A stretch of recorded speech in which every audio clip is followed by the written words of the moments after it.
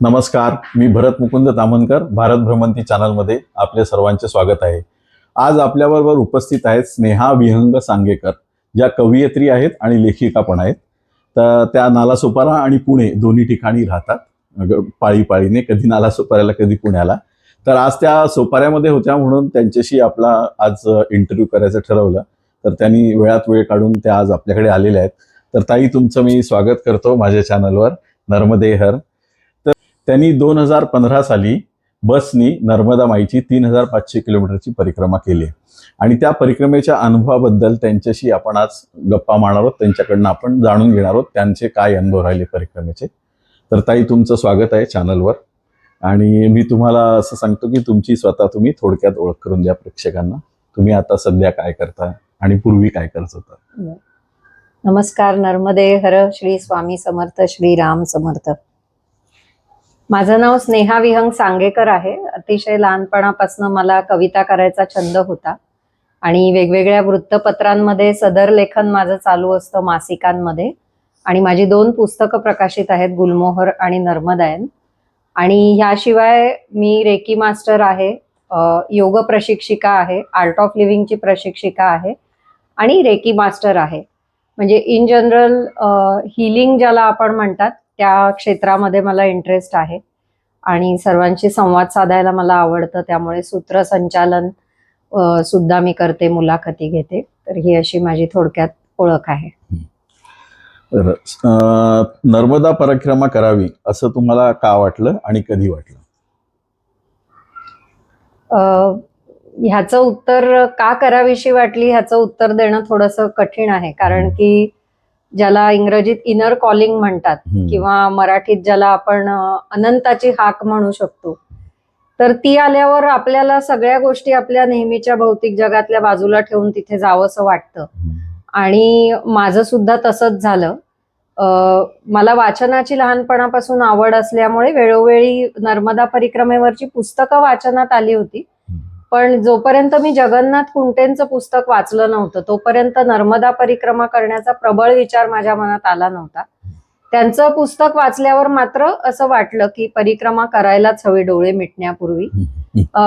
परंतु तशी माझी शारीरिक तयारी म्हणा किंवा अशी मी कल्पना केली नव्हती की लगेच माझ्या परिक्रमा करण्याचा योग येईल. पण नर्मदा मैयाच्या कृपेने ते घडून आलं. बसनी परिक्रमा केली, त्याला आता 10 वर्ष झाली, 2015. आणि त्या परिक्रमेला मी एक ट्रेलर समजते आणि असं वाटतं की पुरी फिल्म तो अभी बाकी आहे. तर त्यामुळे नर्मदा मैयाच्या सहवासातच माझ्या जीवनाचे अखेरचे क्षण घालवण्याची माझी इच्छा आहे. पण तो योग आता मैया कधी आणेल ते मला माहिती नाही. बसनी परिक्रमा करायचा योग कसा आला, म्हणजे त्याच्या मागे काय झालं? आपल्या इथे भुईगावला जी स्वामी समर्थांचा जो मठ आहे तिथे मी कधीतरी गेले होते आणि कधीतरी अभिषेक सांगितलेला असताना त्यांनी मोबाईल नंबर टिपून घेतलेला. तर मठात होणाऱ्या वेगवेगळ्या कार्यक्रमांची माहिती त्याच्यावर SMS नी यायची. तेव्हा स्मार्टफोन्स तर नव्हते. तर मला पण अशीच एकदा एक SMS आला की लक्झरी बसने नर्मदा परिक्रमा, शेवटच्या 7 सीट. आणि त्या क्षणी काय झालं मला माहिती नाही. म्हणजे मी ठरवलं की जायचंच आहे आपल्याला. आणि तेव्हा असं होतं की माझी नोकरीतला नुकतंच प्रोबेशनचं 1 वर्ष संपलेलं होतं आणि बऱ्याच अडचणी होत्या. पण तो कुठलाही विचार न करता खरोखर मैयानी बोलावलं म्हणून मी जाण्याचा निश्चय केला. बरोबर. अशा रीतीने तुमची तयारी झाली. परिक्रमेला जाण्यासाठी तयारी काय केली तुम्ही? म्हणजे बसनी जाणार होतात तर किती कपडे घ्यायचे किंवा काय, त्यांनी काय सांगितलं? बरोबर. बसनी जरी परिक्रमा होती तरी संदीप दादा म्हात्रेंनी सांगितलेलं की आपण संकल्पपूर्वक करणार आहोत आणि बसनी असली तरी स्वतःच्या हातात उचलवेल एवढीच एकच बॅग घ्यायची आणि कपड्यांचे 5च जोड घ्यायचे, 6वा जोड घ्यायचा नाही, हे त्यांनी स्पष्ट सांगितलेलं होतं. आणि त्यामुळे पण ते फक्त कपड्यांच्या बाबतीत झालं. सहसा आपला असा हे असतो की कुठेही जायचं तर आपल्याला नेलकटर पासून ते दोरीपर्यंत सगळं मला लागेल, कुठे कमी पडायला नको, त्यामुळे हे घेऊया, ते घेऊया, ते घेऊया, असं करता करता मी चक्क एक स्विचबोर्ड सुद्धा सामानात घेतला होता. पण अनुभव, हो, म्हणजे 4-5 सॉकेट्स असलेला घेतला होता की असं वाटलं की खोलीत एकच असेल हा. प्लग, तर तिथे सगळेच जण झुंबड करतील हा. फोन चार्ज करायला, हम्म. तर आपल्याला अडचण येऊ नये म्हणून. बरोबर. पण वास्तविक अनुभव आला की जे काय आपण सगळं जमा करत असतो, नुसतं परिक्रमेतच नाही तर नेहमीच्या जीवनात सुद्धा, त्यातल्या बहुतेक गोष्टींची आपल्याला गरज नसते. आणि तो अनुभव नक्कीच परिक्रमेमध्ये आला. दुसरा एक अनुभव छान गमतीशीर असा आला की शूलपाणेश्वरीच्या जंगलात, म्हणजे जेव्हा लोक पायी परिक्रमा करतात तेव्हा तिथे भिल्ल मामा लुटतात सगळ्यांना की वस्तूंवरची आपली आसक्ती जावी आणि फक्त परमेश्वराचाच आधार आहे हे कळून यावं. मी तर बसनी गेले, पण मैयानी असा गमतीशीर अनुभव दिला की जाण्यापूर्वी माझ्या घरातल्या सगळ्या लहान मोठ्या वस्तू एका मागोमाग एक बिघडायला सुरुवात झाली आणि त्याचा एवढा खर्च व्हायला लागला. आणि म्हणजे अशा आश्चर्यकारक रित्या की लहानापासून मोठ्यापर्यंत वस्तू त्या बिघडत होत्या आणि मला त्याची गंमत वाटायला लागली की असं कसं काय होतंय. आणि मग माझ्या मनाला असं वाटलं की मे बी मैया आपल्याला हा अनुभव देते की लुटून घ्यायला तिथे चान्स नाहीये, पण इथे आपण लुटले जातोय. आणि मग मी ते ती गंमत अनुभवून मी ते एन्जॉय केलं. हा पण एक गमतीशीर अनुभव परिक्रमेच्या आधीच. परिक्रमा तुम्ही म्हणजे परिक्रमेला जाणार बसनी, तर त्याच्या आधी बऱ्याच जणांना असा अनुभव आहे की परिक्रमा ठरवली की मग त्यांना भरपूर अडचणी येतात आणि मग ती परिक्रमा पुढे ढकलायला लागते. असं तुमच्या बाबतीत काय झालं? माझ्या बाबतीत अडचणी सांगायच्या तर मी मगाशी म्हटल्याप्रमाणे नोकरीत माझं प्रोबेशन संपून जस्ट संपलं होतं, त्यामुळे मला रजा एवढी मिळणं शक्य नव्हती. त्याच्या आधीच माझं पहिलं पुस्तक गुलमोहर त्याचं प्रकाशन झालेलं, तेव्हाही रजा झाली होती. आणि माझी मुलं तेव्हा 12वी आणि फायनल इयरला होती. म्हणजे युजली लोक सुट्ट्या घेऊन मुलांच्या परीक्षेच्या वेळी आवर्जून तिथे थांबतात आणि मला त्याच वेळेला मुलांना सोडून जायचं होतं. त्यामुळे आर्थिक आणि सामाजिक दडपण असतं की अरे कशी आई चालली मुलांना सोडून अशाच वेळेला. शिवाय आमच्या घरात माझ्याशिवाय त्यांना बघणारं दुसरं कोणी नव्हतं, स्वयंपाक करून जेवू घालणारं सुद्धा. सो ह्या सगळ्या अडचणी होत्या आणि सगळ्यात मोठी होती की रजा मिळणार नाही, कारण 20 दिवसाची परिक्रमा होती आणि ती रजा मिळणं मला शक्य नव्हतं. म्हणजे शेवटपर्यंत असंच झालं की 4 जानेवारीला माझी परिक्रमा सुरू होणार होती. 3 जानेवारीपर्यंत माझी रजा मंजूर झाली नव्हती आणि पैसे तर नॉन रिफंडेबल होते. म्हणजे परिक्रमेचे जे पैसे भरले ते जर मी जाऊ शकले नसते तर तेही म्हणजे मिळणार नव्हते परत. परंतु त्यावेळेला असा मैयानीच काय म्हणा निर्धार मनात निर्माण केला किंवा वेडेपणा म्हणा, काय हवं ते नाव तुम्ही देऊ शकता त्याला, पण माझी इतपत तयारी झाली होती की मी परिक्रमेला जाणार. मला नोकरीवरून काढून टाकलं तरी 72 किंवा सोडावी लागली तरी चालेल, पण मी जाणार. आणि त्यामुळे नंतर परिक्रमेत काहीच मला कुठे त्रास नाही आला आणि मैयाच्या कृपेने रजाई मंजूर झाली 3 जानेवारीला. अशा दृष्टीने तुम्हाला मैयानी बोलवूनच घेतलं जवळ. परिक्रमा करताना सुरुवातीला बसमध्ये काही अडचणी आल्या का बसच्या? म्हणजे आता लांबचा प्रवास असतो, तर प्रवास करताना तुम्हाला काय अडचणी आल्या बसमध्ये? लक्झरी बसनी परिक्रमा असं लिहिलेलं असल्यामुळे आधी छान वाटलं होतं, पण बस स्लीपर बस नव्हती, 2x2 ची बस होती आणि त्याच्या रिक्लायनिंग सीट्स होत्या वगैरे आधी, त्यामुळे काही असं वाटलं नाही की प्रवास मजेत होईल. पण प्रत्यक्षात असं झालं की त्या रिक्लाइन जरी केल्या तरी त्या मागच्या प्रवाशाच्या अंगावर ती सीट जायची आणि पाय पुरायचे नाहीत खालपर्यंत किंवा मांडीही घालता यायची नाही. हा एक अडचण, म्हणजे पाय सतत लोंबकळत ठेवून प्रवास हे त्रासदायक होतं. शिवाय बस खूप थंड पडायची आणि शिवाय आमचं कसं असायचं की मोस्टली रात्री मुक्काम असायचा, पण दिवसभर बसनी प्रवास चालूच असायचा. सो इतकं कम्फर्टेबल नसतं बसनी जाणं. शिवाय मला असं वाटलेलं की मी काहीतरी प्रवास वर्णन लिहीन, पण रात्री पोचल्यावर लिहिण्याचं शक्यच नसायचं, कारण खोलीतले लाईट बंद करून दुसऱ्या दिवशी पहाटे निघायचं असल्यामुळे झोपायचं आणि बस सतत हलत असल्यामुळे बसमध्येही लिहिणं शक्य नव्हतं. सो बसचा प्रवास, शिवाय 40 जण आम्ही बसनी गेलो, तर त्याच्यात असं व्हायचं की सुरुवातीचे म्हणजे पहिले बसलेले प्रवासी उतरायचे आणि ते स्थानावर त्या पोचायचे सुद्धा, आणि मागचे शेवटचा 40वा उतरेपर्यंत एवढा वेळ गेलेला असायचा की पहिले प्रवासी परत यायला सुरुवात झालेली असायची. सो ही अडचण बस प्रवासात आली थोडीफार. बरोबर. परिक्रमेत तुमची दिनचर्या कशी असायची? म्हणजे परिक्रमा सुरुवात सकाळी उठल्यापासून रात्री झोपेपर्यंत कशी दिनचर्या? सहसा आम्हाला आदल्या दिवशी संदीप दादा म्हात्रे सगळ्या दुसऱ्या दिवशीच्या प्रवासाचा आराखडा सांगायचे आणि बसमध्ये आम्ही एक मोठी बॅग ठेवायचो. ते दरवेळेलाच सगळ्या बॅगा उतरवायचे नाहीत. काही वेळा आम्हाला पाहिजे ते सामान आधी सूचना दिल्याप्रमाणे आम्ही उतरवून घेतलेलं असायचं सोबत.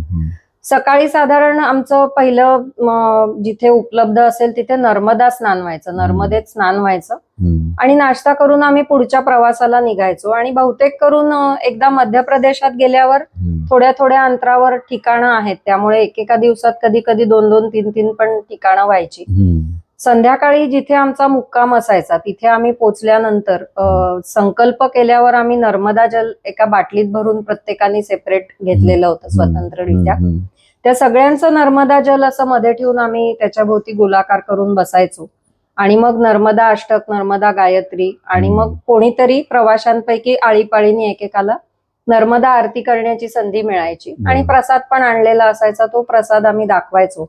अशा तऱ्हेने नर्मदा मैया आणि शक्यतो ती बाटली सुद्धा आम्ही जसे परिक्रमावासी नर्मदा मैयाला उजवीकडे ठेवून परिक्रमा करतात तसं आम्ही सुद्धा आमच्या सामानात जरी ती बाटली असली तरी ती शक्यतो आमच्या उजव्या हाताला राहील याची काळजी घेऊन आम्ही करायचो. आणि असं आरती वगैरे सगळं केल्यानंतर मग आम्ही रात्री झोपायला जायचो. झोपायला गेलो की महत्वाचा अजेंडा असायचा की 5च कपड्यांचे जोड नेल्यामुळे ते धुवून वाळवणं हे एक चॅलेंज असायचं. चॅलेंज अशासाठी की संध्याकाळी रात्री तिथे इतकी थंडी पडलेली असायची की कपडे धुवून वाळत घातले की सकाळी त्याला हात लावल्यावर कपडे ओले आहेत की गारठलेले आहेत ते कळायचं नाही, म्हणजे सुकलेत की नाही ते समजायचं नाही. आता पुरुष प्रवासी बऱ्याचदा बस मधल्या दांड्यांचा वापर करून कपडे सुकवायचे, पण स्त्री सुलभ लज्जेने आम्ही तसं करू शकायचो नाही.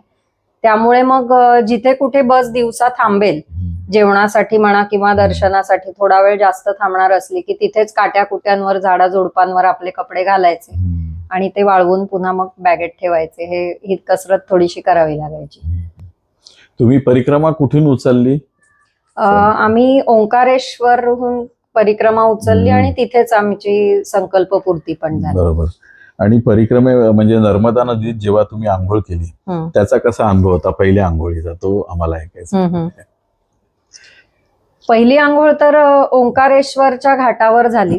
तर तेव्हा संकल्पपूर्ती करायची असल्यामुळे आणि आता नर्मदा मैयात स्नान करताना परिक्रमेतच एक नियम असतो की रासायनिक कुठलेही शॅम्पू, साबण, रासायनिक द्रव्य वापरायची नसतात नर्मदेच्या पाण्यामध्ये.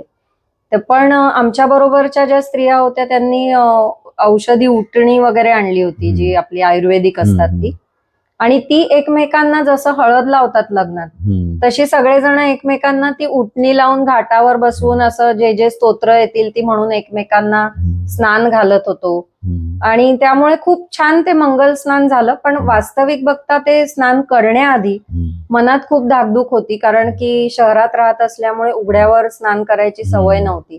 त्यामुळे उघड्यावर स्नान कसं करणार आपण, त्याच्यानंतर कपडे कसे बदलणार, संकोच खूप वाटत होता की कसं होणार. पण बघायला गेलं तर ते इतकं सहज रीतीने झालं पहिलं स्नान की काहीच वाटलं नाही, असं वाटलं की संपूच नाही. आणि छान अगदी आई आणि आजी भेटल्यासारखं सगळेजण प्रेमाने नाहूमाखू घालत होते नर्मदेच्या पाण्यात. खूप मजा आली. तुमचा एक अनुभव मी ऐकला आहे जुन्या व्हिडिओमध्ये तुमच्या आता 1-2 दिवसापूर्वी की तुम्हाला असं वाटलं हे पाणी फार खराब आहे आणि तिकडे गेल्यावर तुमचा वेगळा अनुभव आलाय, तो हो. नर्मदा मैयाच्या याच्यात असं आहे, म्हणजे आता गंगा माईचं असं म्हणतात की तिचं पाणी किती वर्ष ठेवलं तरी ते अजिबात खराब होत नाही. याच्या उलट नर्मदा माईचं आहे की त्याच्यात मध्ये किडे पण होतात नर्मदा माईच्या पाण्यामध्ये, असा अनुभव आहे. तर आता काय झालंय की मोठं आपलं सरदार सरोवर धरण झाल्यामुळे तिचं पात्र अनेक ठिकाणी अडवलं गेलेलं आहे.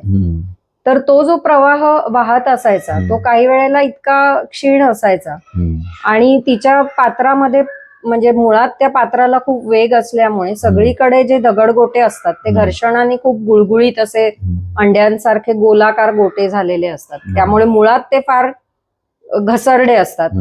त्याच्यावरनं नर्मदा मैया वाहत गेली की तिथे खूप सगळीकडे शेवाळ असायचं आणि ते शेवाळ सुद्धा अगदी तपकिरी रंगाचं, म्हणजे खूप शिसारी आणणारं वाटायचं. आणि त्याच्यात शिवाय असा जाडसर फेस असायचा तपकिरी. आता नारेश्वरला आम्ही गेलो होतो तर तिथे लोकांनी टाकलेले कप, जरीच्या कापडाच्या पट्ट्या, निर्माल्य असं सगळं ते पाण्याबरोबर. त्यामुळे असं म्हणजे ज्याला आपण खरं स्नान म्हणतो ते केल्यावर कसं वाटायला पाहिजे की वा आपण जाऊन डुबकी मारावी. तिथे गेल्यावर असं वाटायचं बापरेशी ह्याच्यात तर पाय पण नाही मी घालू शकणार. पण नर्मदा परिक्रमेतला अविभाज्य भाग असायचा की नर्मदा स्नान हे केलंच पाहिजे, त्याचसाठी आपण गेलो होतो. त्यामुळे नाईलाजाने का होईना पण त्या पाण्यामध्ये जेव्हा जेव्हा मी पाऊल टाकायचे अतिशय नाराजीने आणि शिसारीने, पण 4-5 फूट पुढे गेल्यावर जेव्हा गळाभर पाण्यामध्ये मी बसायचे तेव्हा मी बसायचे नाही, खरोखर नर्मदा मैया जी गळामेठी मारायची त्यातून तिच्यातलं डोळ्यांना न जाणवणारं चैतन्य अंतरंगात जाणवायचं. म्हणजे ती शिसारी कुठल्या कुठे निघून जायची आणि असं वाटायचं ह्याच्यातनं या मिठीतनं बाहेरच येऊ नये. आणि खूप ते चैतन्य जाणवायचं त्या पाण्यामध्ये, एक तो मायेचा उबदारपणा जाणवायचा. ते स्नान खरोखरच प्रत्ययकारी असायचं आणि असा प्रत्येक स्नानाच्याच वेळेला हा अनुभव आला. हे मी तुम्हाला का विचारलं, मी स्वतः उत्तर वाहिनी केले आणि तेव्हा मी पण असं घाबरत होतो, तिथे शेवाळ होती, मी पडेन की काय आणि त्या पाण्यात जाऊ की नको, हिरवट पाणी होतं. पण तिथे आंघोळ केल्यावर जो मला पण एक्सपिरियन्स आलाय ना तो एकदम जबरदस्त आहे, लाईफ टाईम एक्सपिरियन्स आहे. आणि म्हणून मी सगळ्यांना सांगतो की तिथे जाऊन नक्की एकदा आंघोळ करा. ते पाणी जरी खराब दिसलं तरी खराब नसतं, ते स्वच्छ असतं आणि त्याची मजाच वेगळी असते तिथल्या स्नानाची. आणि असं मला वाटलं की बघायला गेलं तर फक्त शरीराला ते स्नान होत होतं, पण मनाला नर्मदा स्नान होत होतं. कारण की ती अंतरंगातलं काहीतरी बदलवत होती प्रत्येक स्नानाच्या वेळी, की जणू काही ती सांगत होती की फक्त बाह्य रूपाकडे बघू नकोस, अंतरंगात डोकावून बघ, तिथे सगळी निर्मळताच आहे. आणि तिथल्या किनाऱ्यावरच एक ऊर्जा आहे पूर्ण नर्मदेच्या, तुम्ही तिकडे गेल्यानंतरच ती ऊर्जा जाणवते तुम्हाला. खरी गोष्ट. दररोज तुम्ही साधारणपणे 150 ते 200 किलोमीटर बसनी प्रवास व्हायचा तुमचा, तर ते करताना तुम्हाला कधी काय त्रास जाणवला प्रवासामध्ये? नाही, तसा सगळीकडे म्हणजे व्यवस्था खूपच चोख ठेवलेली होती. त्यामुळे आम्ही मुक्कामावर पोचायच्या आधीच म्हणजे ते तयारीत असायचे, स्वयंपाक वगैरे, नाश्ता किंवा चहा, हे सगळं. फक्त एक आढळलं की आपल्या देशात चकाचक मॉल्स खूप आहेत, मंदिरं खूप आहेत, धर्मशाळा आहेत, पण स्वच्छतागृह नाहीयेत. म्हणजे कुठेच रस्त्यांवर, हे मोठं शहर असू दे किंवा लहान खेड, हे याची पूर्णतः वानवा आहे. आणि त्यामुळे आम्हाला आमचे नैसर्गिक विधी बऱ्याचदा रस्त्याच्या कडेलाच शेतामध्ये वगैरे करावे लागायचे. आणि नुसतं तेवढंच नाही की आम्ही जे खायचो प्यायचो तिथे नॅचरली डिस्पोजेबल प्लेट्स किंवा कप्स असायचे, त्याचा कचरा तिथे व्हायचा ह्याचं खूप वाईट वाटायचं. मग आम्ही संदीप दादांना विनंती करून त्यांनी एक मोठी कचऱ्याची बॅग ठेवली आमच्यासाठी, की आम्ही ऍटलिस्ट आमचा कचरा गोळा करून तिकडे टाकायचो. आणि स्वच्छतागृह मंदिरांपेक्षा सुद्धा जास्त गरजेची आहेत असं मला वाटतं, ती निर्माण व्हावीत. नर्मदा मैयाकडे प्रार्थना. आता परिक्रमेमध्ये तुम्हाला जे काय मैयाचे अनुभव आले ते तुम्ही सांगा.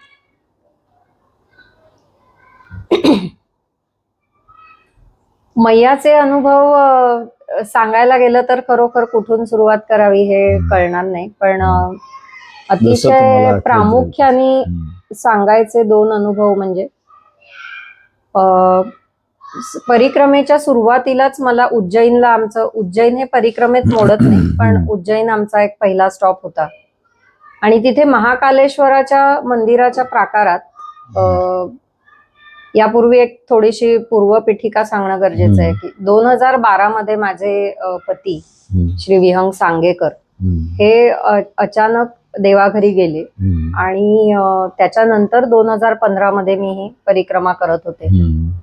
तर महाकालेश्वराच्या मंदिराच्या प्राकारात फिरत असताना अचानक तिथल्या एका पुजाऱ्यांनी बोलवून माझ्या कपाळावर कुंकवाचा टिळा लावला आणि मला सौभाग्यवती, अखंड सौभाग्यवती भव, सदा सुहागन रहो वगैरे अशा टाईपचा आशीर्वाद दिला. आणि त्यावेळी तशी ती घटना ताजी असल्यामुळे माझ्या मनात खूप चलबिचल झाली की आपल्या याच्यात एक रूढीनुसार जे असतं की कुंकू नाही लावायचं, तर मला असं झालं की हा देवाने दिलेला आशीर्वाद समजायचा की गैरसमज झालाय म्हणून पुसून टाकायचं ते कुंकू. ते काही मला समजेना. पण तसंच म्हणजे आम्ही परिक्रमेत पुढे गेलो आणि राजपीपला इथे आम्ही एकदा असंच नर्मदा आरती वगैरे करून बसलेलो होतो. आणि सर्वसाधारणपणे मी सगळे आरती वगैरे झाली की मी तिथेच बसून डोळे मिटून मानस पूजा रोज करायचे. तर राजपीपलाला अशी मी मानस पूजा करत असताना अचानक माझे डोळे असे घट्ट मिटले जाऊ लागले आणि मला स्वामी समोर उभे राहिले मिटल्या डोळ्यांसमोर. आणि नेहमी मी तोपर्यंत स्वामींची जी मूर्ती बघितलेली होती ती बसलेली बघितली होती, मी कधी उभी मूर्ती बघितली नव्हती. त्या दृश्यामध्ये मला स्वामींची उभी मूर्ती दिसली, ज्याच्यात त्यांनी दोन्ही हात सरळ खाली सोडलेले होते.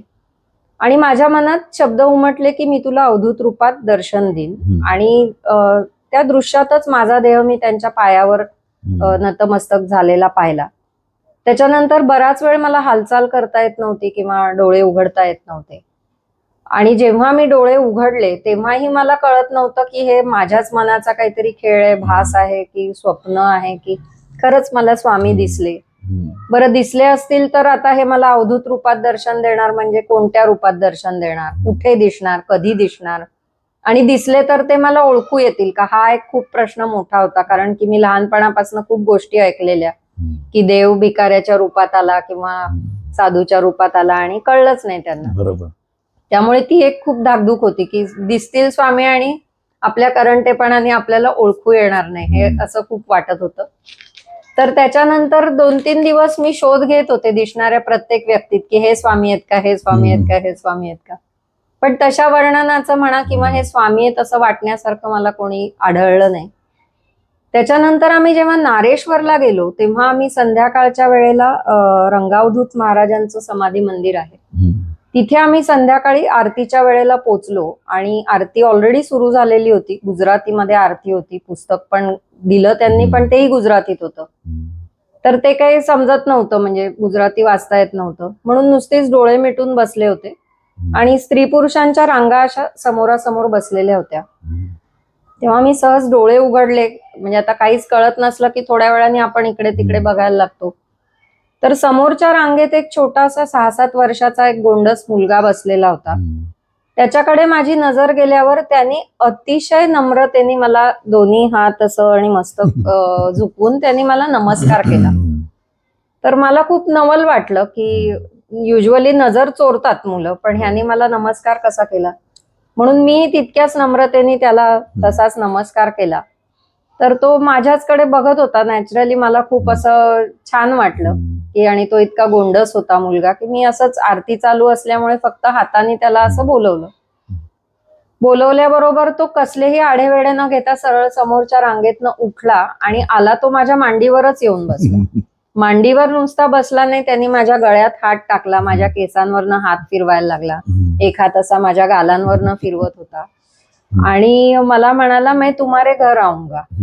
आता पहिलंच वाक्य असं बोलल्यावर मी पण उडाले की तर मग त्याला मी विचारलं की आपका नाम क्या है, तर तो म्हणाला की देव आणि DEV असं त्यांनी स्पेलिंग सांगितलं. मग मी अजून उडाले की देवच देवाचं नाव सांगतोय की मी देव आहे म्हणून.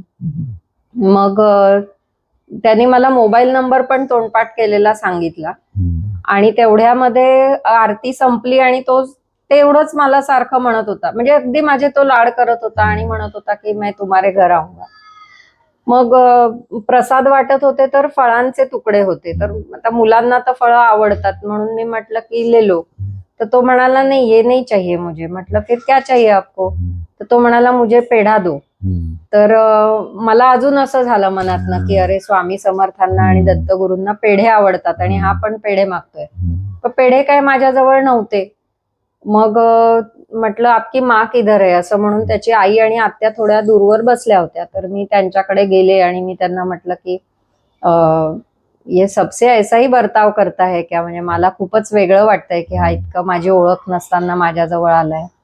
तर त्या म्हणाल्या की देव तो बचपन से बडा देवभक्त है आणि आम्ही सगळे गुजराती आहोत आणि आम्ही घरात गुजरातीत बोलतो, पण देव जसा बोलायला शिकला तर त्याने तो हिंदीतच बोलायला लागला, गुजरातीत तो बोलत नव्हता असं त्या म्हणाल्या. आणि म्हटलं अरे इनको पेढा चाहिए लेकिन मेरे पास तो नहीं है. मग त्याच्या आईने त्यांच्याजवळचे पेढे म्हणाले की ये खिलाइए आप.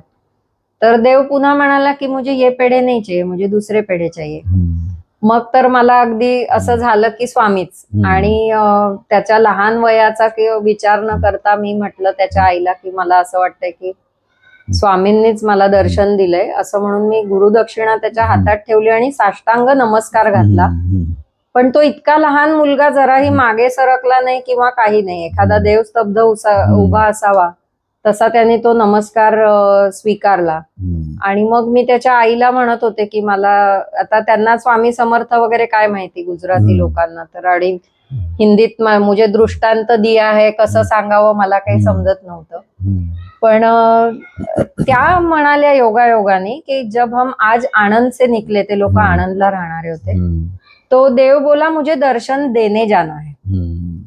तर त्या म्हणाल्या की आम्ही पण विचार करत होतो की हा चुकून म्हणाला, दर्शन लेने जाना है म्हणायचं तर दर्शन देने जाना है, लेकिन अभी आप मिल गई और आप बोल रहे हैं की असं आमचं ते झालं बोलणं.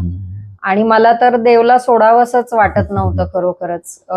पण आता त्यांच्या माझ्या वाटा तर वेगळ्या होत्या. मग मी पुन्हा रंगावधूत महाराजांची तस्वीर आणि एक कक्ष होता तिथे मी जाऊन उभी राहिले आणि दत्तबावांनी मी म्हणत होते जी त्यांनीच लिहिलेली आहे.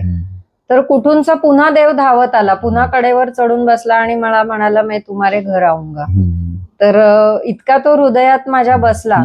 आणि मला असं झालं की म्हणजे आपण म्हणतो ना की मराठीत मला देव भेटला, तर खरा देव मला भेटला का आता हे प्रेक्षकांनीच ठरवावं की खरा देव भेटला का.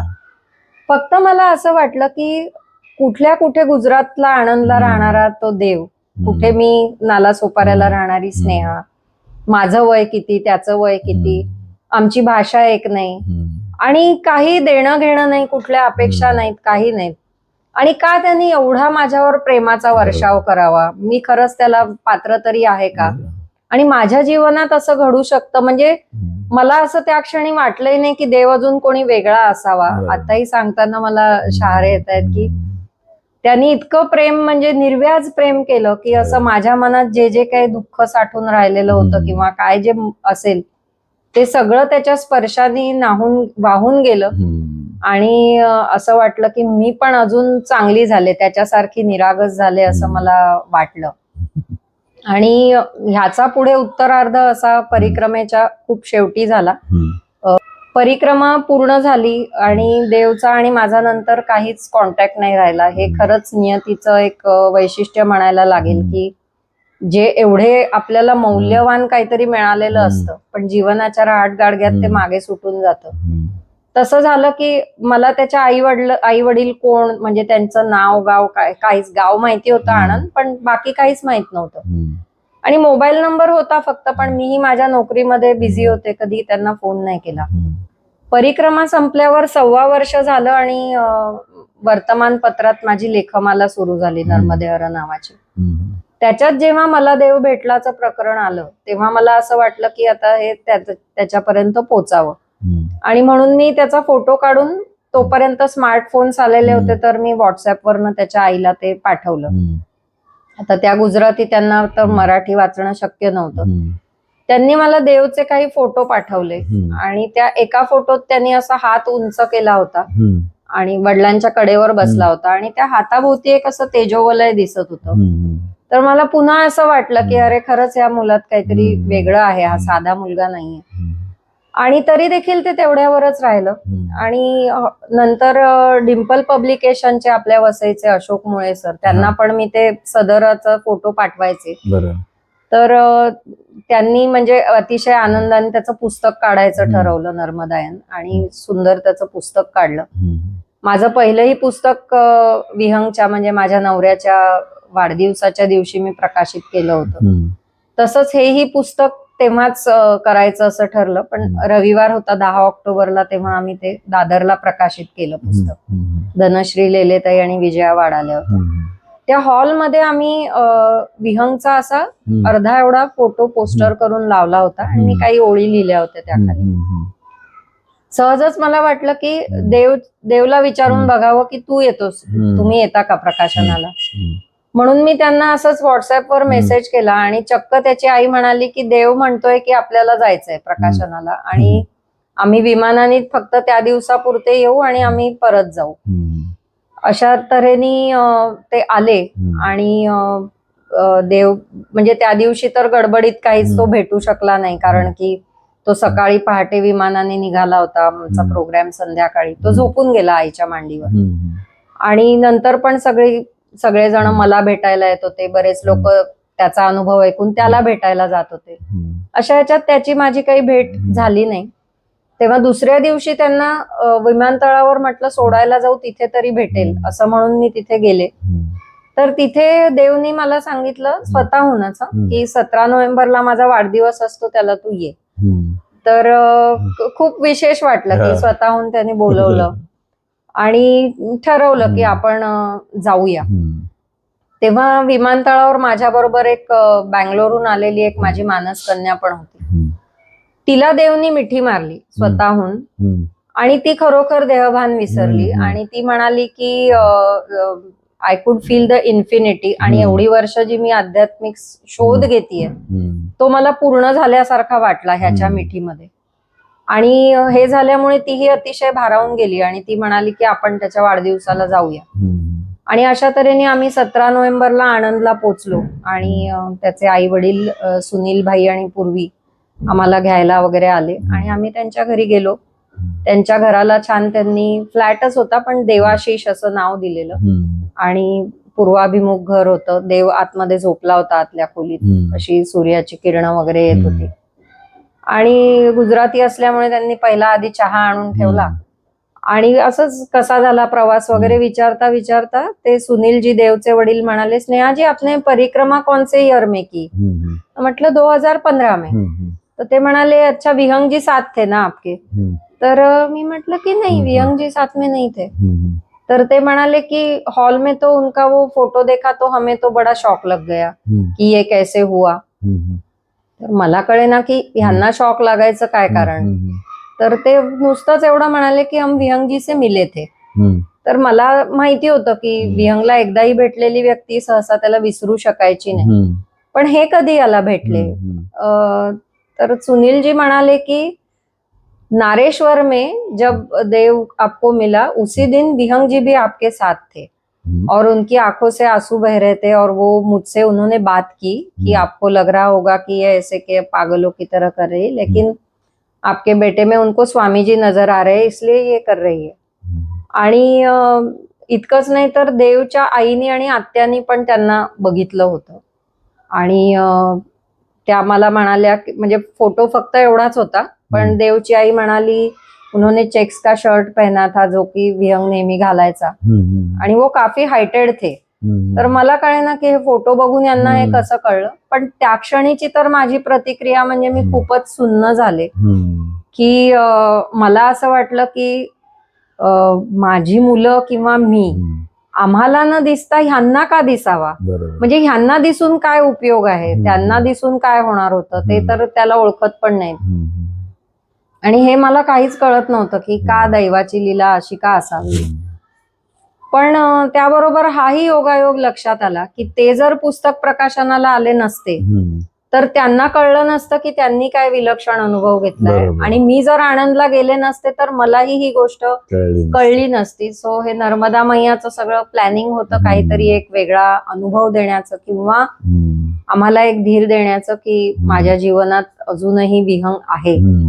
आणि ती जी खुशी माझ्या बरोबर जी आली होती बँगलोरहून, ती हेच मला म्हणाली की एरवी अशा गोष्टीवर मी विश्वास नसता ठेवला, मला तर अशा भाकड कथा वाटतात, पण मी विहंगला ओळखत होते आणि विहंग तुमच्यावर किती प्रेम करायचं हे मला माहिती होतं. म्हणूनच केवळ मी म्हणू शकते की Sneha, you are so lucky, you have someone in your life who loves you beyond his life.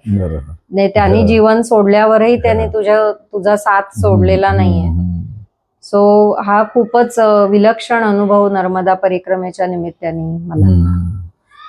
जबरदस्त. आणि त्याच्यात योगायोग असा की सुरुवातीला जो सौभाग्यवती भव आशीर्वाद मला बुचकळ्यात टाकणारा मिळालेला तो कंटिन्यू ते परिक्रमा संपल्यावर, म्हणजे मला जेव्हा मी विचार करत होते परिक्रमेत सतत काही ना काही बदलत होतं स्वतःमध्ये, पण मला असं वाटलं की फक्त कुंकू लावणं किंवा सवाष्ण असणं ह्याला आपण सौभाग्यवती म्हणतो, पण खरं तर सद्गुरूंची कृपा ज्याला लाभलेली आहे त्याला सौभाग्य अतिशय मिळालेलं आहे, तो सौभाग्यवान आहे. बरोबर. आणि त्या अर्थाने तो आशीर्वाद मी घेतला की त्या अर्थाने मी खरंच सौभाग्यवती आहे की गुरूंची एवढी कृपा आणि आपल्यावर झाली. त्यांनी तुम्हाला दाखवून पण दिलं की तुमच्याबरोबर तुमचं सौभाग्य काय आहे. हो, तोही एक योगायोग.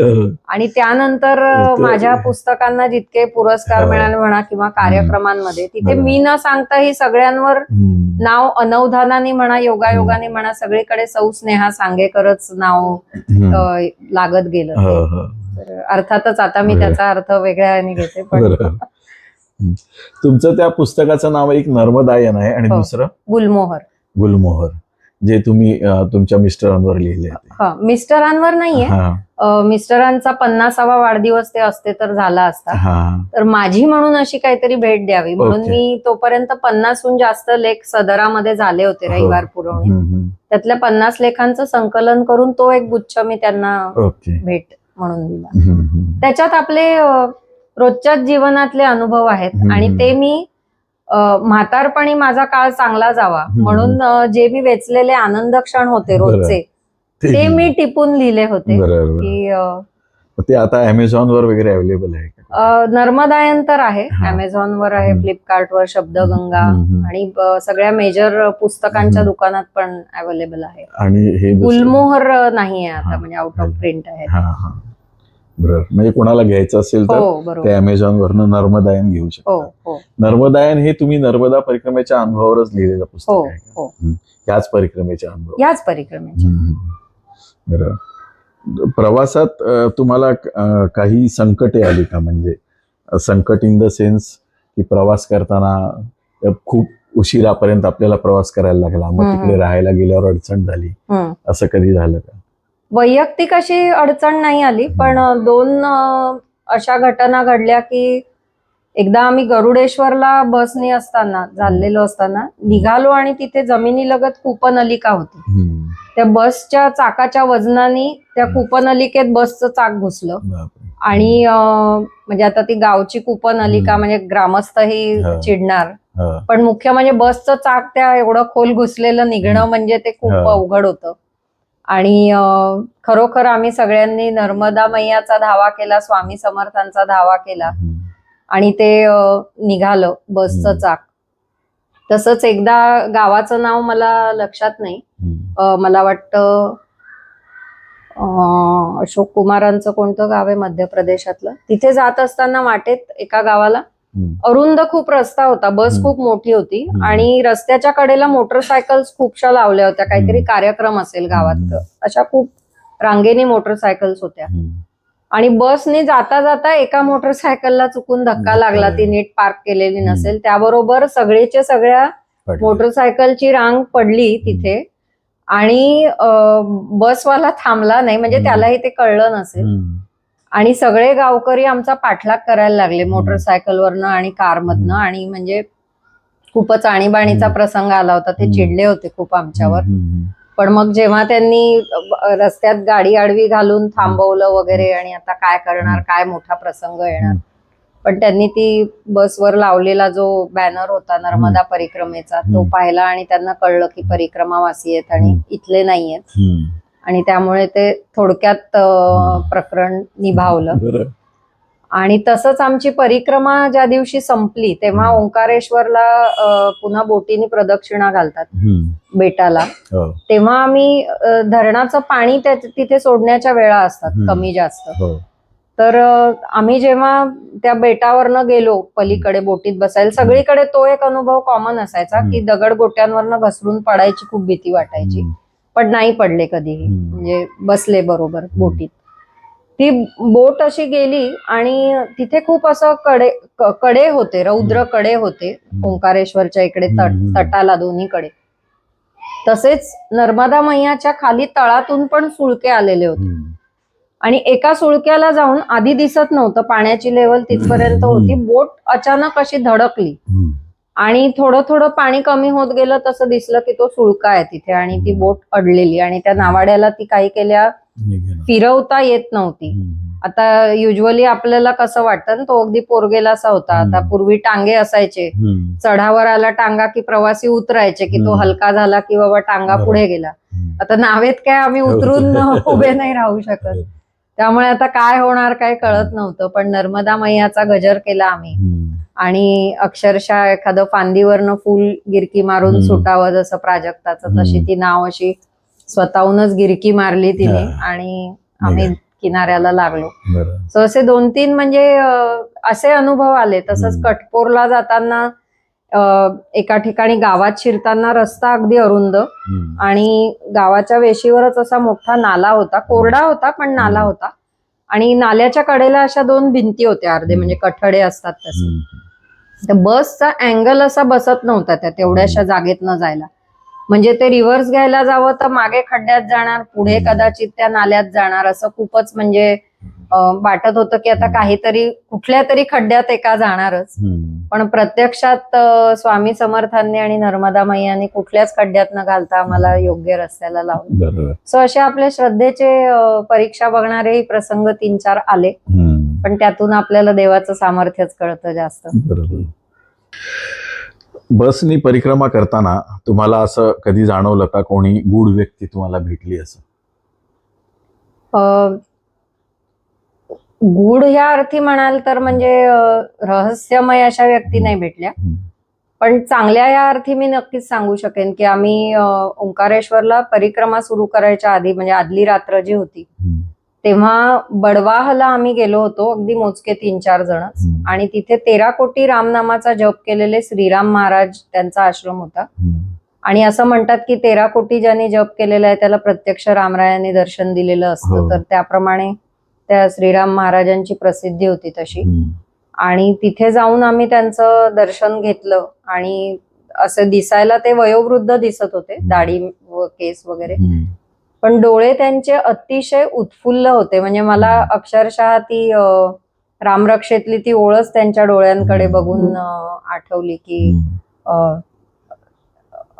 उत्फुल्ल म्हणजे डोळे इतके आणि नीलकमलासारखे असे छान, तरुणाला लाजवतील असे सुंदर त्यांचे डोळे होते. आणि त्यांनी आमच्यातल्या एकांना गुरु दीक्षा दिली त्यावेळेला. आणि मला पण त्यांनी विचारलं की बाळ तुला काय हवंय, आणि तेव्हा मी त्यांना त्या क्षणी जे सुचलं ते मी म्हणाले की माझा प्रत्येक क्षण कृतज्ञतेने भारलेला असू दे. आणि त्यांनी डोक्यावर हात ठेवून तथास्तु म्हटलं आणि तो आशीर्वाद अजूनही म्हणजे त्याचा प्रत्यय मला येतोच आहे. म्हणजे ते एक भेटले. तसंच यात्रा संपायच्या वेळेला अमरकंटकला एक सिद्ध आम्ही त्यांच्या दर्शनाला गेलो होतो. तर ते दिसायला एकदम म्हणजे दळिद्री म्हणजे त्यांची राहणी होती, एकदम काहीच नव्हतं. ते असं गुहेत कपारीत राहत असावे तसे एका उंचवट्यावर असे राहत होते. अगदी सगळीकडे फाटकी तर्ट वगैरे अशी लोंबत होती सगळीकडे. पण त्यांच्या समोर एक हलवायांकडे जसं मोठं पेढे ठेवलेलं हे असतं टोप पातेलं, तसं भलं मोठं पातेलं होतं आणि त्याच्यात मिठाई काढून ते जे आदिवासी येत होते ते नर्मदे हर म्हणायचे आणि हे कागदात असं एवढा पुडा बांधून त्यांना देत होते. म्हणजे त्यांची राहणी बघता असं वाटत नव्हतं की हे देऊ शकतील म्हणून. पण त्यांना म्हणजे विचारलं शेवटी की त्यांच्या पुढे आपणच खूप श्रीमंत होत असं वाटत होतं खरं तर.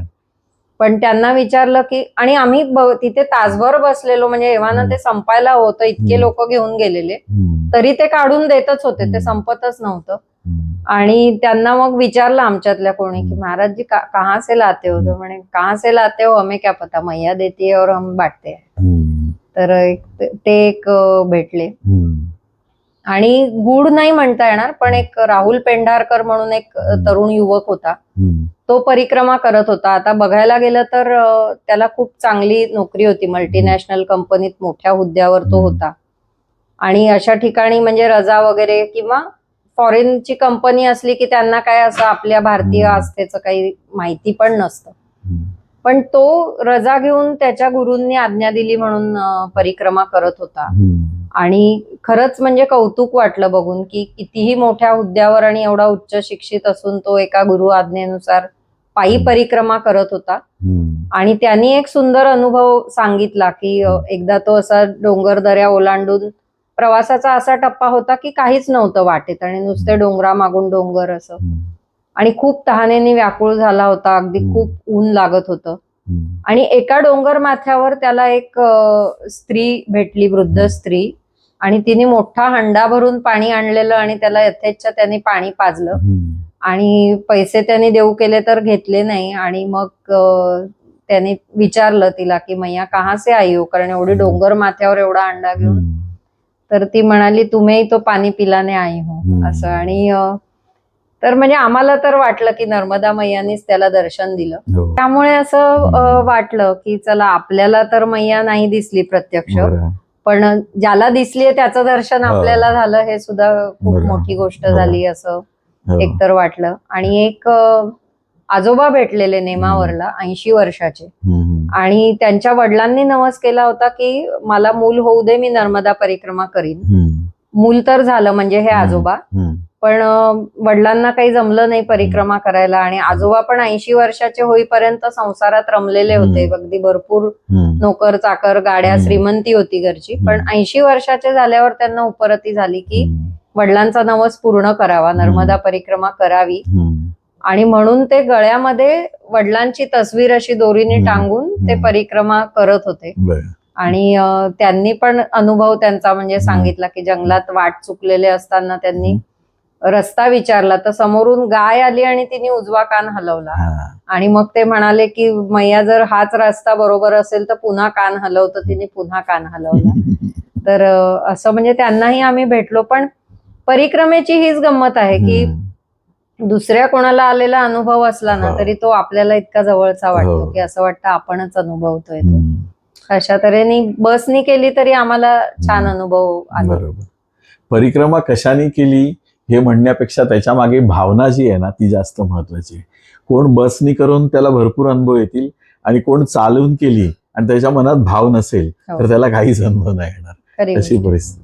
म्हणजे मला तर असं वाटतं की आत्ताच आता महाकुंभला एवढे लोक जात आहेत, तर मी ते ऐकते की काही लोक लाखो रुपये खर्च करून विमानाची तिकीट काढून जात आहेत, आणि काही जणांना धर्मादाय बसमधनं एक पैसाही खर्च न करता महाकुंभला जायला मिळालं. तर यावरनं मला पण असं वाटलं की कसं करायचं दर्शन तीर्थस्थळांचं हे देवच ठरवत असतो. तसं मला वाटतं परिक्रमाही कोणी कशी करायची हे मैयाच ठरवत असते. आता माझंच उदाहरण घ्या की मला 5 पावलंही चालण्याचा कंटाळा, तर मैयानी कुठेही 5 पावलंही चालायला न लावता बसमधून अलगद खडतर मधला खही वाट्याला येऊ न देता मस्त खाऊ पिऊ घालून आरामात परिक्रमा केली, आणि अनुभव देखील एवढे दिले. तसंच आहे. पूर्ण प्रवासामध्ये परिक्रमेच्या तुम्हाला तुमच्या स्वभावात काय बदल जाणवले?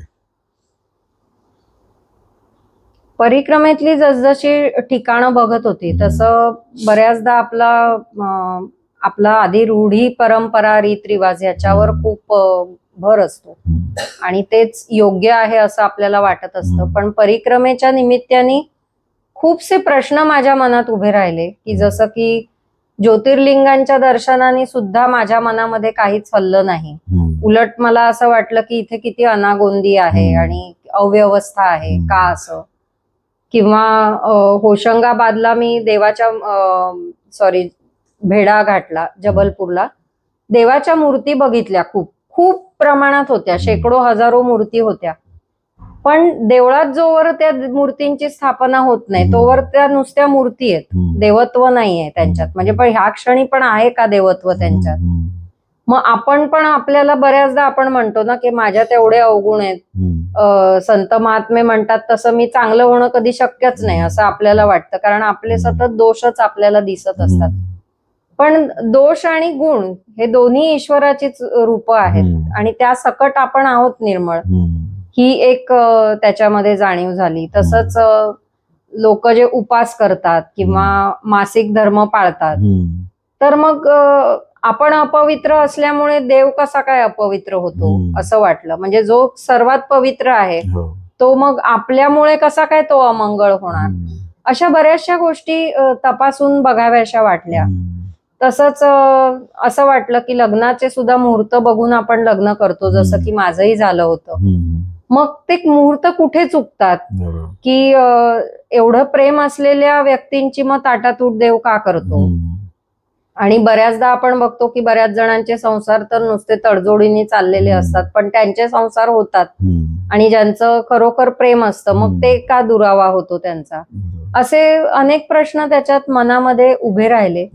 पण सगळ्यात जास्त असं म्हणजे तेव्हा मला जो जाणवला की म्हणजे जशी परिक्रमा ही प्रवास होती आणि सुरुवातीला धाकधूक होती की 3600 किलोमीटर कसा प्रवास होईल आणि घरी काही होईल का वगैरे, पण जेव्हा ती संपत आली तेव्हा हुरहुर वाटली की आता ही संपणार परिक्रमा.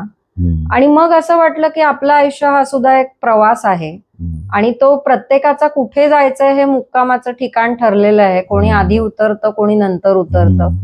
आणि मग मनात प्रश्न निर्माण झाला की मग माझा अजून किती प्रवास बाकी आहे, मला कुठे उतरायला लागणार आहे. पण त्याचं हेच उत्तर मिळालं की जोपर्यंत ते ठिकाण तर अज्ञात आहे, पण तोपर्यंत चालत राहणं आणि जेवढं जमेल तेवढं चांगलं करत राहणं हे आपल्या हातात आहे, हे एक जाणवलं. आणि मुख्य म्हणजे खूप मोठा बदल जो झाला तो मी म्हणेन की साधं आपण वॉटर पार्कला जर गेलो आणि एखादी घसरगुंडी असली तर ती रुंद असते, म्हणजे आपला हात पुरत नाही आणि आपल्याला ते सोडून द्यायचं असतं आणि मग आपण खाली स्लाइड होत जातो. तिथे सुद्धा आपलं मन होत नाही तो काठ सोडायला, कारण की मनुष्य स्वभाव असा आहे की त्याला प्रत्येक गोष्टीत कंट्रोल हवा असतो, निश्चितता हवी असते आणि सगळं काही मी करतोय ही एक भावना हवी असते त्याला. नर्मदा परिक्रमा जेव्हा करतात विशेषतः पायी, तेव्हा ही जाणीव प्रत्येक क्षणच तिथे अनिश्चित असतो की तुमच्या मुखात अन्न पडणार की नाही, झोपायला कुठे मिळेल, पाणी कुठे मिळेल हे काहीच माहित नसतं आणि तरीही तुमची काळजी घेतली जात असते. हे जे कळतं की करता तुम्ही नाही आहात, करणारा कोणीतरी वेगळा आहे, तर हा एक मोठा बदल किंवा ही जाणीव माझ्यामध्ये झाली की उगाच आपण मी मी मी म्हणत असतो. आणि हे भोजन मिळण्याच्या बाबतीत मला मैयाने एक छान अनुभव दिला, परिक्रमेतला नाहीये पण तरी मला आवडेल सांगायला. माझी आई आता वयोवृद्ध झालेली आहे आणि माझ्या जवळच ती राहते. तर कुठेतरी मनात आपल्या असतं ना की अहंकारच म्हणा त्याला एक प्रकारचा, की मी आहे म्हणून हिला मी सांभाळतेय किंवा माझ्यामुळे ती माझ्यावर अवलंबून आहे आणि मी केलं तर तिचं सगळं होणार वगैरे. एकदा मला असा अनुभव आला की माझी सकाळची शिफ्ट होती बँकेमध्ये आणि मला त्या दिवशी उठायला उशीर झाला म्हणा काही कारणाने, मला काहीच जेवण बनवता नाही आलं आणि निघावं लागलं मला. आणि मी असा विचार केला की मी नंतर फोन करून एखाद्या मैत्रिणीला सांगेन की आईला डबा दे म्हणून. पण मी गेल्यावर कामाच्या गडबडीत मी साफ विसरूनच गेले की आईला डबा द्यायचा आहे आणि तिच्याजवळ काहीच खाण्याचा जिन्नस नव्हता. जवळजवळ 2-2:30ला त्या दिवशी लंच ब्रेक मध्ये मलाही बाहेरूनच मागवावं लागलं. ते ऑर्डर देताना मला एकदम धस्स झालं की बापरे, मी तर आईच्या जेवणाची काहीच सोय केलेली नाही, आता ती उपाशी असेल ह्याने मला घास गिळवे ना. आणि त्या दिवसाची शिफ्ट संपल्यावर मी घरी आले तर आई मला म्हणाली की अगं 12 वाजता डबा घेऊन आला होता सुषमाचा नवरा. म्हणजे माझे वडील जेव्हा बिछाण्याला खिळलेले होते तेव्हा त्यांना एक केअरटेकर ठेवलेली होती सुषमा नावाची, आणि वडील गेल्यावर ती काय आमच्याकडे काम करत नव्हती, असं म्हणजे काही संपर्कही नव्हता. आणि त्या दिवशी ती पण स्वामी भक्त आहे खूप, आणि तिला बुद्धी व्हावी कोणीच काही न सांगता तर तिने आंबोळ्या, चटणी, शिरा असं सगळं काय काय घेऊन बरोबर 12 वाजता तिच्या नवऱ्याला डबा घेऊन पाठवलं. आणि त्यांना माहिती असल्यामुळे, म्हणजे आई पण त्यांना ओळखत असल्यामुळे आईने त्यांच्याकडनं डबा घेतला.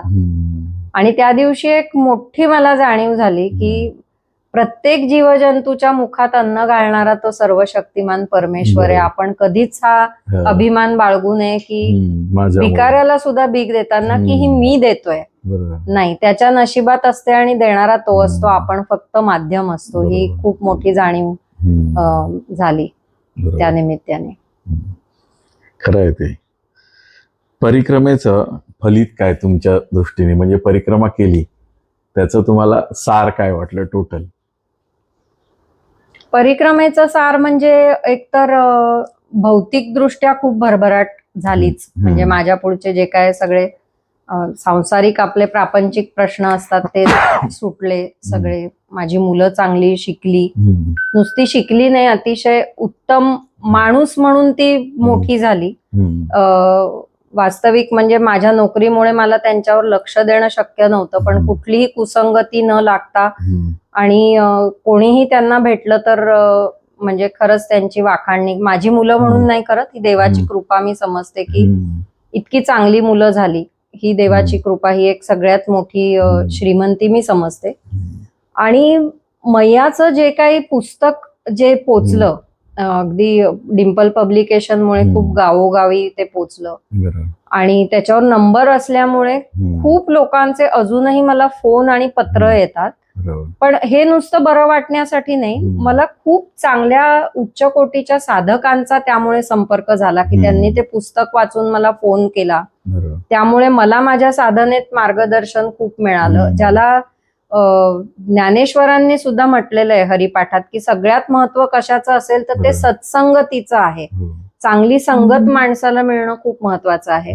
आणि नर्मदायन या पुस्तकाच्या वाचनामुळे असे खूप चांगले चांगले साधक माझ्या संपर्कात आले आणि त्यांच्याशी संपर्क आल्यामुळे माझ्यातले अवगुण दूर व्हायला खूप मदत झाली. मला खूप आदर्श व्यक्ती बघायला मिळाल्या जवळून, त्यांना बोलता आलं आणि ते खरोखरच खूप मोठी श्रीमंती मला वाटते. आणि अजूनही नर्मदा मैयाची कृपा, म्हणजे आपल्याला युजली वाटतं की एकदा आपण दर्शन घेऊन आलो की थोडे दिवस त्याचा प्रभाव राहणार, पण तसं नाहीये. म्हणजे आज 10 वर्ष झाली तरी नर्मदा मैयाची कृपा वाहतेच आहे.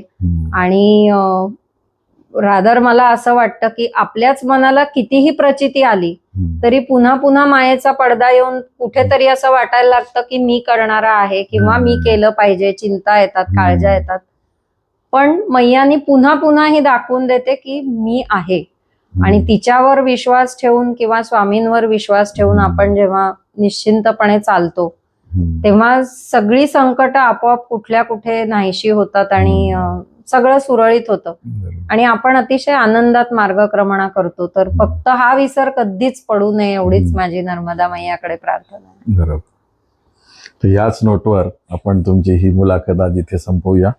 तुम्ही वेळात वेळ काढून इथे येऊन माझ्या चॅनलला मुलाखत दिली आणि तुमचे चांगले अनुभव प्रेक्षकांपर्यंत सांगितले प्रेक्षकांना आणि ते चॅनलच्या माध्यमातून सगळ्यांपर्यंत पोचतील, तर त्याबद्दल मी तुमचा मनापासून आभारी आहे.